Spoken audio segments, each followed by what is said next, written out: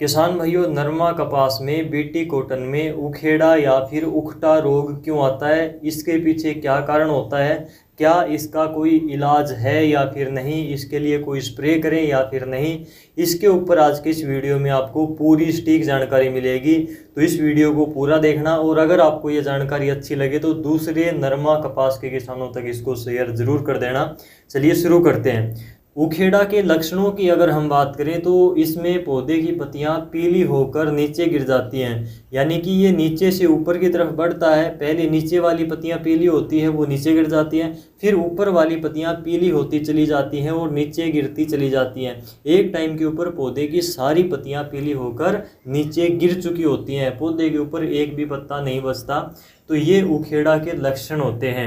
अब बात करें कि ये किस स्टेज के ऊपर आता है, किस टाइम पर होता है। तो ये हमारे पौधे के अंदर, फसल के अंदर, नरमा के अंदर जब 30-40% उसमें फ्रूट बन चुका होता है, यानी कि जब उसमें टिंडे बनने शुरू होते हैं, बोल बननी शुरू होती है, उस टाइम के ऊपर उखेड़ा उसमें आ जाता है और हमारा पौधा बिल्कुल जल जाता है। हमारी फसल नीचे बैठ जाती है और बिल्कुल खेत के अंदर जो फसल है वो ख़त्म हो जाती है। तो ये उखेड़ा के लक्षण हैं और आने की टाइमिंग है। इसके बाद में बात करें कि उखेड़ा आखिर आता क्यों है, इसके पीछे क्या कारण होता है, ये आपके लिए जानना बेहद ज़रूरी है। इसके पीछे जो सबसे मेन कारण होता है वो होता है मिट्टी का कमज़ोर होना, यानी कि मिट्टी के अंदर अगर कार्बन की कमी हो गई है, उसके अंदर पोषक तत्वों की कमी हो गई है, मिट्टी की उर्वरा शक्ति अगर कमी हो गई है, ख़त्म हो गई है, कम हो गई है, तो अगर उस मिट्टी में, उस ज़मीन में आप अगर नरमा उगाओगे तो उसमें उखेड़ा आएगा। क्योंकि नरमा की एक ऐसी फसल होती है जिसको भारी से भारी खुराक चाहिए होती है। अगर मिट्टी से खुराक पूरी नहीं मिलेगी तो उसमें उखेड़ा आ जाता है, पौधा जल जाता है। पौधे को खुराक नहीं मिलेगी फ्रूटिंग के टाइम पर तो वो जल जाता है, पत्तियां नीचे गिरा देता है। तो मिट्टी का कमज़ोर होना इसमें सबसे बड़ा फैक्टर है। अगर बिजाई के टाइम पर खेत तैयार करते समय आप गोबर की खाद पर्याप्त मात्रा में मिट्टी में डालोगे तो आपकी नरमा कपास में उखेड़ा नहीं आएगा। ये चीज़ बार बार ट्राई की हुई है। उखेड़ा आने का जो मेन कारण है वो मिट्टी का कमज़ोर होना ही पाया जाता है। तो इसमें गोबर की गली सड़ी खाद डालिए तो उखेड़ा नहीं आएगा।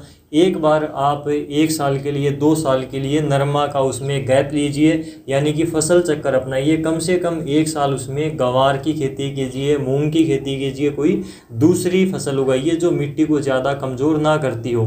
उसके बाद में आप उसमें गोबर की खाद डालकर नरमा लगाइए, उसमें उखेड़ा बिल्कुल भी आपको दिखाई नहीं देगा। ये चीज़ आपने भी महसूस करी होगी। अगर इस समय पर आपको नरमा में उखेड़ा के लक्षण दिखाई देते हैं तो आपको इसमें खुराक का स्प्रे करना है, खाद का स्प्रे करना है। कौन सी खाद का कितनी मात्रा में करना है? तो 13-0-45 जो NPK आती है वो आपको 1 किलोग्राम लेनी है। इसके साथ में चिलेटेड जिंक आपको लेनी है 100 ग्राम, जो 12% में आती है। आपको 1 किलोग्राम मैग्नीशियम सल्फेट लेनी है और 100 ग्राम आपको इसके साथ में बोरोन लेना है। तो इन सभी को अलग अलग बर्तन में घोल बनाकर 1 एकड़ में 120 से लेकर 150 लीटर पानी के साथ में स्प्रे पंप में इन सभी को मिक्स करके आपको स्प्रे कर देनी है। इससे आपके पौधे को, फसल को एक बार तत्काल राहत मिलेगी, फसल को खुराक मिलेगी। अगर खुराक मिलेगी पौधे को तो उसके ऊपर जो टिंडे बन रहे हैं वो अच्छी प्रकार से तैयार हो सकेंगे। इसके ऊपर 100% कंट्रोल नहीं हो सकता, मैंने आपको पहले भी बताया। चाहे आप कोई कीटनाशक डाल लेना, फंगीसाइड डाल लेना, चाहे कोई एक्स्ट्रा आप इसमें चीज़ डाल लेना। अगर आपको रिजल्ट मिलता है तो कमेंट में आकर ज़रूर बताना। अगर आपको ये जानकारी अच्छी लगी हो तो इसको दूसरे नरमा कपास के किसानों तक भी शेयर करना, ताकि उनको भी ये जानकारी टाइम पर मिल सके।